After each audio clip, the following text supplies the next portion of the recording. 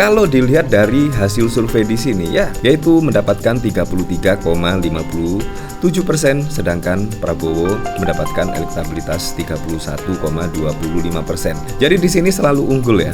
Apalagi juga Pak Ganjar Pranowo saat ini ya pendampingnya, cawapresnya menurut saya sangat keren sekali, yaitu Pak Mahfud MD. Menurut saya pemilihan capres dan cawapres dari Ganjar Pranowo dan Pak Mahfud MD itu tidak ada drama-drama, tidak ada gimmick-gimmick.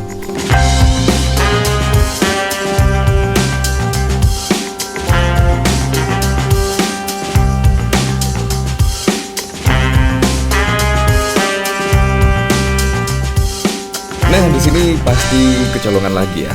Yaitu apa? Di sini ada survei yang tentu saja membuat para pendukung Ganjar Pranowo senang lah. Setelah survei dari Roy Morgan, akhirnya ada survei dari IPE. Saya juga belum mengetahui ya IPE itu seperti apa. Tetapi yang jelas di sini rilis surveinya menurut saya sangat menyenangkan dari pendukung Ganjar ya. Contohnya seperti saya lah, jadinya lebih semangat lagi untuk mendongkrak elektabilitas dari Ganjar Pranowo dan Pak Mahfud MD. Karena apa? Karena kemungkinan masyarakat sudah semakin sadar ya, yaitu apa yang dilakukan pada waktu lalu merubah, yaitu tentang putusan MK dan lain sebagainya, di situ sangat mencederai demokrasi.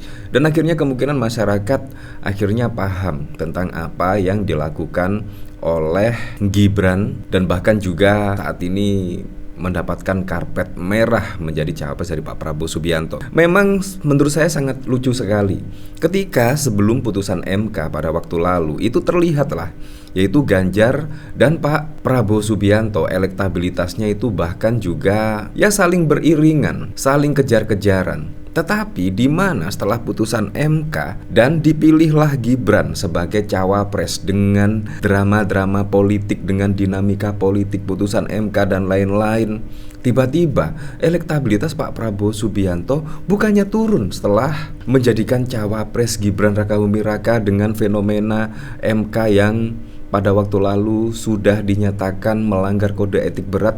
Bukannya elektabilitas turun, malah naik, dan Ganjar justru turun. Coba bayangkan, di sini saja menurut saya logika saya juga tidak masuk akal.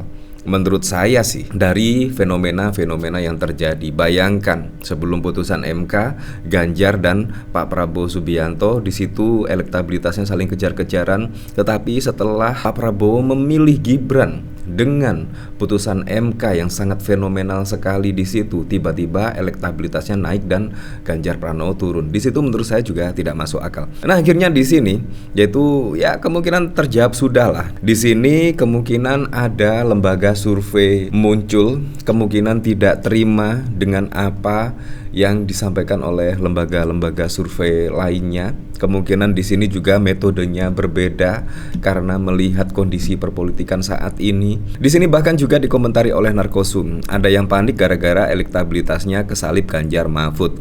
Makin semangat gaspol Ganjar Mahfud. Nah, di sini yaitu hasil survei dari IPE, Indonesia Politik Expert, merilis hasil survei mengenai elektabilitas pasangan calon presiden capres dan calon wakil presiden periode Agustus hingga Desember 2023. Nah, jadi di sini periode Agustus hingga Desember. Kalau dilihat dari hasil survei di sini ya, Agustus September yaitu untuk pasangan Ganjar Mahfud mendapatkan elektabilitas 30,45. Sedangkan Agustus September untuk Prabowo Subianto mendapatkan 29,89. Di sini Anies Baswedan mendapatkan 23,79. Nah, sedangkan di bulan November elektabilitas Ganjar Mahfud mendapatkan 32%. Sedangkan Prabowo Subianto dan Gibran Rakabuming Raka mendapatkan 30,75% dan Anies Baswedan mendapatkan di angka 25,60%.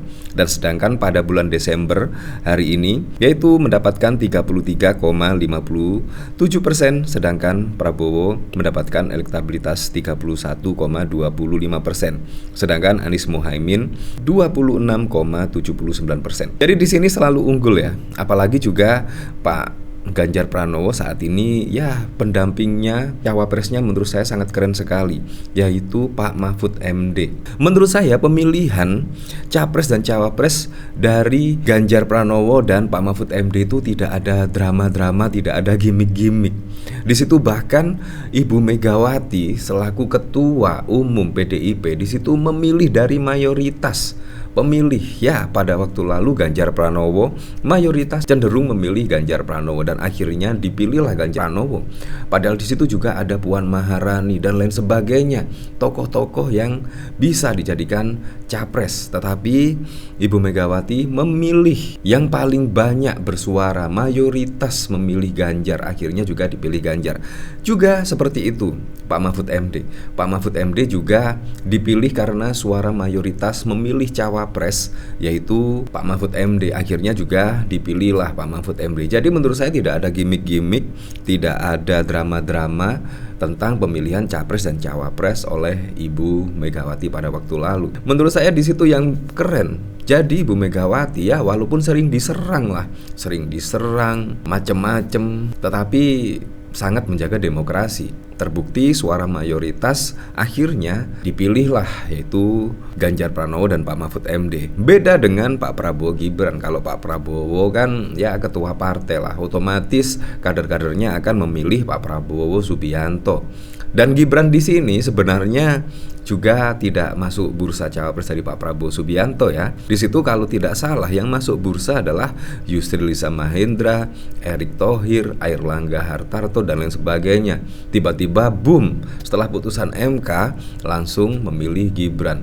Di sini menurut saya juga pemilihannya sangat tidak demokratis kalau menurut saya pribadi, dan di situ juga penuh drama-drama politik dan lain sebagainya. Sedangkan di sini Anies Muhaimin, menurut saya pemilihan capres untuk Anies di sini tidak ada drama karena Surya Paloh langsung memilih Anies Baswedan sebagai capres pada Pilpres 2024. Ya walaupun pada waktu lalu sih kalau tidak salah dari kader Nasdem di situ bahkan banyak yang mendukung pencapresan dari Ganjar Pranowo.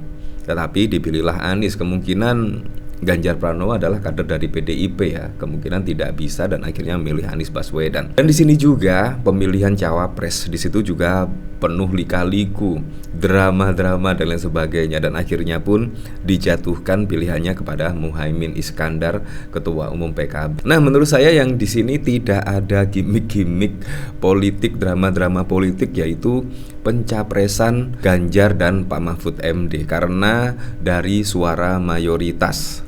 Di sini menurut saya sangat keren sekali. Tetapi kalau yang lain-lain penuh lika-liku, drama dan lain sebagainya. Nah, di sini survei IPE tersebut dilaksanakan pada rentang waktu periode Agustus 2023 hingga Januari 2024. Dilaksanakan di seluruh kabupaten kota di Indonesia.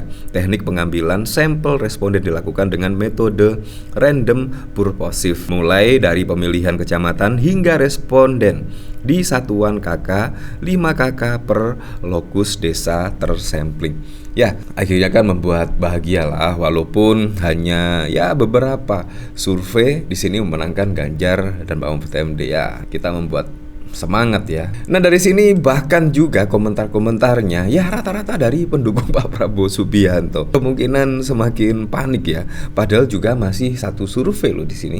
Masih survei di sini yang menurut pendukung dari Pak Prabowo Subianto di sini tidak jelas, tetapi ya membuat panas lah. Di sini dari Dedemit, kira-kira ngomong opo yo pas lihat tuh cewek-cewek salam 2 jari. Wih, giliran ada survei yang menangkan GP langsung di-share, tapi giliran ada yang menangkan PS langsung ngamuk-ngamuk. Ya, di sini aku luwih percaya omongannya petugas Mak Red Bull. Ya seperti itulah, bentar lagi rilis survei lagi kubu gemoy dasmu etik. Jadi 90% dong awok-awok MK plong-plong. Di sini menurut saya strategi sangat keren sekali, apalagi dari sini elektabilitas Ganjar Mahfud masih kalah, Bambang Pacul caleg sudah mules, keuangan lemah. Di sini menurut saya juga semacam strategi ya supaya supaya lawan-lawan politiknya semakin di atas angin dan besok di hari H ya akan lebih bersemangat lagi ya, kemungkinan seperti itu. Ya, apapun untuk Pilpres 2024 mendatang, semoga saja berjalan dengan aman, berjalan dengan lancar, dan yang paling penting berjalan dengan jujur dan juga adil.